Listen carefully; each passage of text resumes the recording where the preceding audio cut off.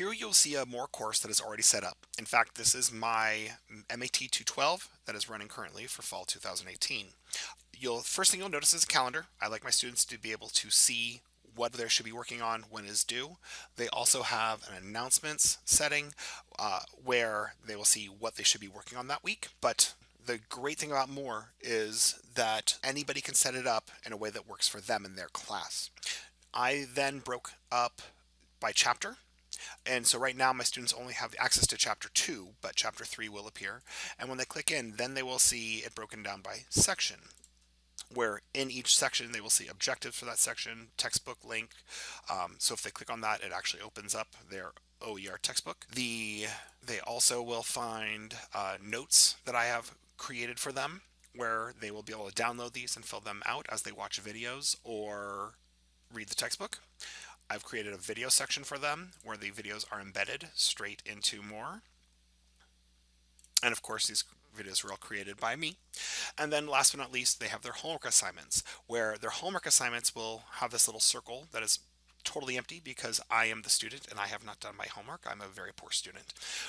I have the settings so a student can always click in after it is due and work on the problems. Just it is in review mode, so no scores will be saved. So they can always go in here and work after the fact or see the correct answers now that this assignment is past due. So you saw a homework assignment. Another example I can show you here is a test or a quiz.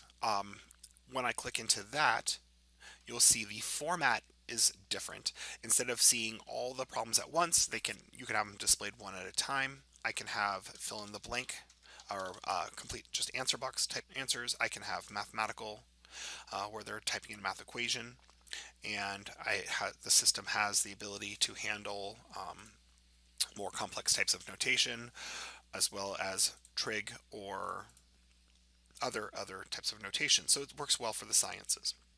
So the main idea, though, is that you have control. You have the ability to manipulate this course however you would like it to feel and flow. Here's another course that is set up by a different professor, and you'll see they've taken a slightly different approach about how they've organized the course, but they have a actual calendar that they've created themselves where the students can see the entire flow.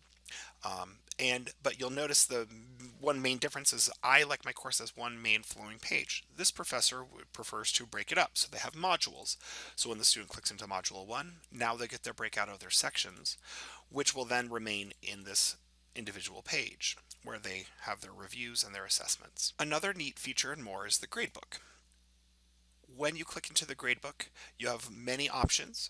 One of the options that I really enjoy is the color coding of grades, where at a glance I can see students who I have set to be marked as red if they have a below a 70% or green if they're above 80%. So I can visually scan through and see how my students are doing. Once again, super customizable and one of the best features of MOER.